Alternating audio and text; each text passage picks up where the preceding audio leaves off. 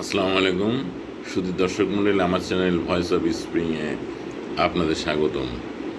শুধু দর্শক মণ্ডলী, গত পরশু দিন যে অন্তর্বর্তীকালীন সরকার তিনজন উপদেষ্টা নিয়োগ করছেন, তাদের নিয়ে সারা দেশে বিতর্ক শুরু হয়েছে। কেন ওই বিতর্ক শুরু হয়েছে? কেউ বলছে ওনারা যোগ্য, কেউ বললে অযোগ্য, কেউ বলছেন ফ্যাসিস্টের সহযোগী। এটা কি আসলে কাম্য ছিল?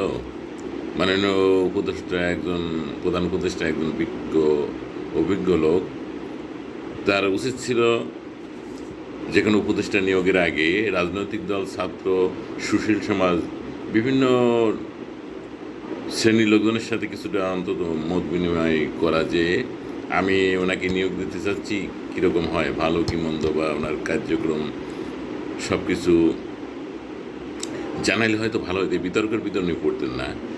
যদিও উনি নিয়োগ দিয়েছেন, অবশ্যই তাদের সম্পর্কে আগ থেকে উনি হয়তো কিছু জানার চেষ্টা করছেন। নিশ্চয়ই একবার হঠাৎ করে ধরে নিয়ে কাউকে নিয়োগ দেননি, হয়তো বিভিন্ন বিবেচনায় ওনাদেরকে নিয়োগ দিয়েছেন। কারণ এতদিন আমরা শুনছি যে বিভিন্ন বিতর্ক, যে এই যে যাদেরকে এ পর্যন্ত নিয়োগ দিয়েছেন তার উপদেষ্টা মণ্ডলীতে, তারা অধিকাংশই রিটায়ার্ড বয়স্ক লোক, তারা বয়সের ভারে কাজ করতে পারছে না। সেই দৃষ্টিভঙ্গিতে হয়তো তুলনামূলকভাবে কিছুটা বা অল্প বয়সী লোকদেরকে আনছেন। বিশেষ করে দুজন তো বেশ ইয়াং, আর আরেকজন হয়তো কিছুটা, যাই হোক, সে শারীরিকভাবে যথেষ্ট ভালো সক্ষম, কাজ করার মতো। সবাই তুলনামূলক আগের চাইতে বয়সের তুলনায় এরা অত্যন্ত যোগ্য বলা যায়। এই তিনজনের পরিচয়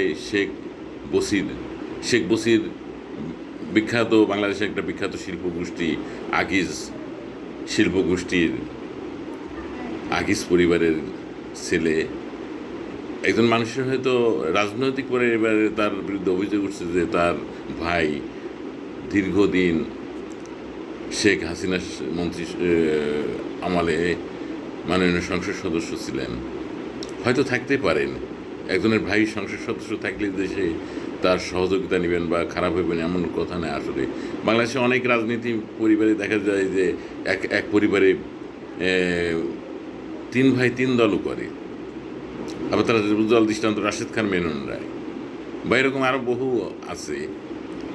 তো তাই বলে যে সে খারাপ করবে এমন কোনো কথা নাই। দর্শক মণ্ডলী, আমরা তো আশা করছি যে বিশেষ করে শেখ বসির সাহেব যে মন্ত্রিসভায় আসছে, এটা তো আমরা গেটার যশোরের লোক খুব অত্যন্ত মনে হয় খুশি হওয়ার কথা। কারণ এই উপদেষ্টা মণ্ডলীতে গেটার যশোরের, বিশেষ করে যশোর, নড়াইল, মাগুরা, ঝিনাইদহ এত অঞ্চলের কারোর এই উপদেষ্টা মণ্ডলীতে দেখা যায়নি। সেই প্রেক্ষিতে আমরা তাকে ধন্যবাদ জানাই যে তাকে মাননীয় উপদেষ্টা নিয়োগ দিয়েছেন। ভালো মন্দ হয়তো তার কার্যক্রমে বোঝা যাবে। সে যদি ভালো না করতে পারে, তাকে আপনি বিদায় দিয়ে দিতে পারবেন বা সে স্বেচ্ছায় চলে যেতে পারে। স্বল্পকালীন সময়ে আসতে, দেখা যাক। আমরা তার সাফল্য মঙ্গল কামনা করি। বিশেষ করে আমরা একটা কথা না বলেই পারছি না, যেটা হয়তো আপনারা অন্য কিছু মনে করেন না। কারণ বাংলাদেশের এ যাবৎকাল দেখা যায় যে কোনো মন্ত্রিসভায়, যে সব সরকারের আমলেই কুমিল্লা, নোয়াখালী, চট্টগ্রাম এদিকের লোকজনই সাধারণত মন্ত্রিসভায় বেশি থাকেন।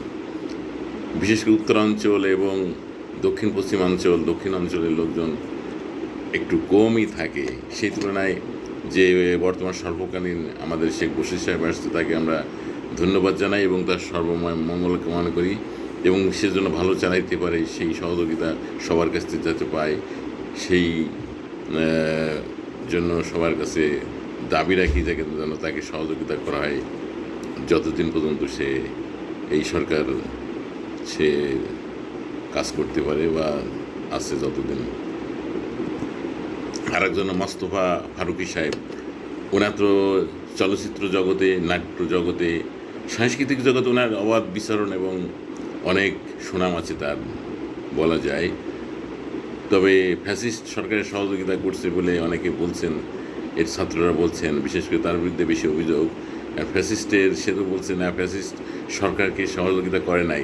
আজকে যদি 24 আগস্টে যদি সরকার পতন না হতো, তাহলে হয়তো তিনি জেলে থাকেন বলে তিনি আজকে বলতেছেন। তাহলে যে বোঝা যায় যে তিনি হয়তো ফ্যাসিস্টের সহযোগী ছিলেন না। আরেকজন মাহফুজ সাহেব, উনি তো আসলে আসেনি, ওনাকে প্রমোশন দেওয়া হয়েছে।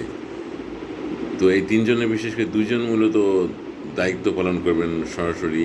মাহফুজ সাহেবের এখন পর্যন্ত কোনো দায়িত্ব দেওয়া হয়নি, ওনার কোনো দপ্তর এখন পর্যন্ত দেওয়া হয়নি, কী কারণে তাকে নিয়োগ দিয়েছে যাই হোক। তবে সবচেয়ে ভালো হতো সবার সাথে আলোচনার ভিত্তিতে যদি কোনো পরামর্শ করে এই নিয়োগটা দেওয়া হতো, তাহলে সবচেয়ে ভালো হতো, বিতর্ক হতো না। বিশেষ করে বিভিন্ন রাজনৈতিক দল এবং ছাত্রদের সাথে এই আন্দোলনে ছাত্ররাই কিন্তু প্রধান উপদেষ্টা ইউনূস সাহেবের নাম প্রস্তাব করেছিলেন এবং তিনিই প্রধান উপদেষ্টা হয়েছেন, যার ফলে ছাত্রদের কথা তিনি এতদিন শোনা যেত, বেশি শুনতেন এবং তাদের পছন্দ মতোই নাকি নিয়োগ দেওয়া হয়েছে। কিন্তু এবারই ব্যতিক্রম দেখা যাচ্ছে।